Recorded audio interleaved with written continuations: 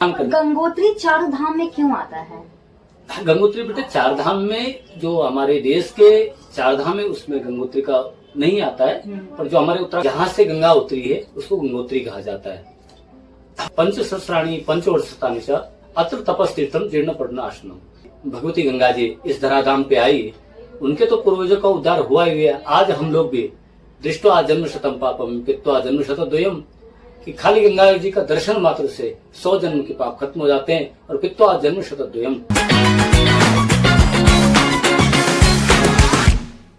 नमस्कार, आप सभी का क्लासिक कोमल में स्वागत है और मैं हूं आपके साथ कोमल। आज हमारे साथ गंगोत्री धाम के रावल से प्रकाश महाराज जी जुड़े हैं। तो सबसे पहले क्लासिक कोमल में आपका बहुत बहुत स्वागत है और मैं बहुत कम शब्दों में और 1 से 2 सवाल आपसे करूंगी।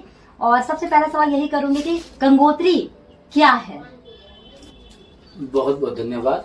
ये बेटा अपना एक चैनल चला रही है जिसको हमारा खूब सारा आशीर्वाद और सनातन का प्रसार कर रही है। तो आज हम यहाँ कनॉट प्लेस में हनुमान जी के दर्शन के लिए आए थे, जहाँ पे महंती जी के साथ विस्तृत चर्चाएं हुई। उसके बाद बच्चे का मन किया कि मैं भी गंगोत्री के बारे में जानना चाहती हूँ और दूसरों को सुनाना चाहती हूँ।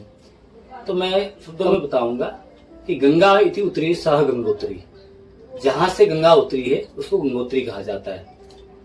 और हमारे स्कंद पुराण में आता है पंच सहस्राणी पंचवर्षतानि च अत्र तपस्तीर्थम जीर्ण पड़ना आश्रम, जहाँ पर 5,500 वर्ष तक महाराजा भगीरथ ने अत्यंत कठिन तप किया। जीर्ण पड़ना आश्रम, जो देवदार के सूखे पत्ते होते थे उनका पाषण करके, और आज जो स्वर्ग लोक से कलकल नाद करती हुई भगवती गंगा जी इस धराधाम पे आई, उनके तो पूर्वजों का उद्धार हुआ ही है। आज हम लोग भी दृष्टवा जन्म शतम पापम पित्वा जन्म शतद्वयम, कि खाली गंगा जी का दर्शन मात्र से 100 जन्म के पाप खत्म हो जाते हैं और पित्वा जन्म शतद्वयम, और पान कर। गंगोत्री चारों धाम में क्यों आता है?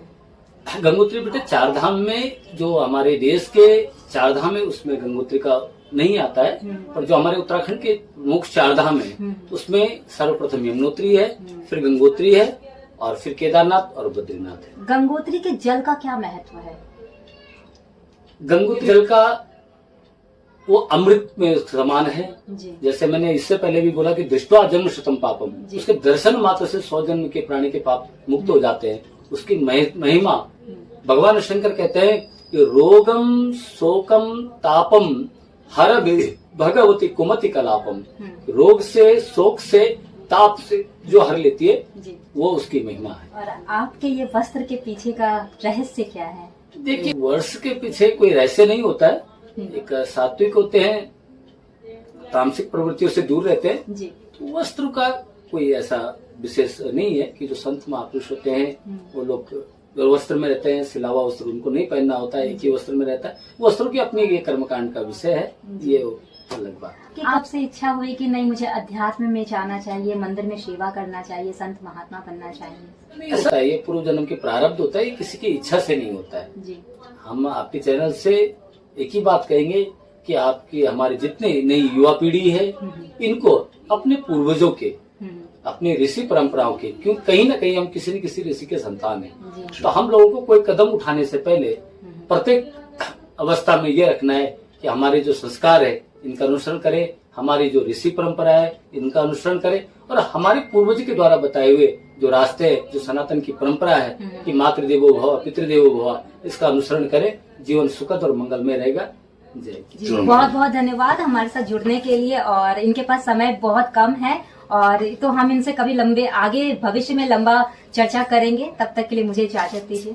चलिए, चैनल को सभी जो दर्शक वृंद हैं उनको हमारी ओर से खूब खूब आशीर्वाद और सुखद और मंगलमय कामना। हरिओम। Like and subscribe.